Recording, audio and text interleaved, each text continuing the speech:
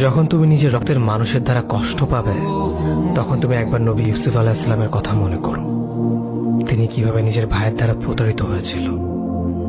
যখন তোমার বাবা মা না বোঝে তোমার বিরুদ্ধাচরণ করে, তখন নবী ইব্রাহিম আলাইহিস সালামের কথা মনে করো।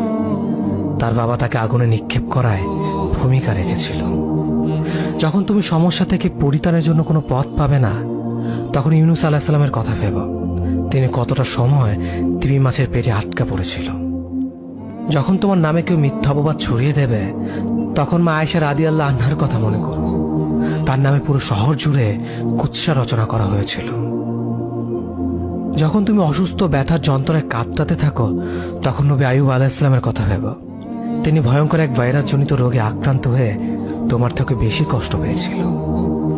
যখন তুমি দিনের কোনো বিধান নীতিতে যুক্তি খুঁজে পাও না, তখন নবী নূহ আলাইহিস সালামের কথা ভেবো। তিনি কোনো প্রশ্ন ছাড়াই মরুভূমিতে নৌকা তৈরি করেছিল।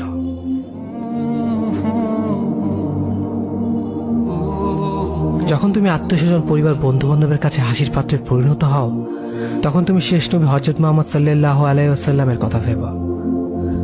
রাসূল সাল্লাল্লাহু আলাইহি ওয়াসাল্লাম বলেছিলেন, সবচেয়ে বড় পরীক্ষা দিয়ে সব থেকে বড় পুরস্কার আসে।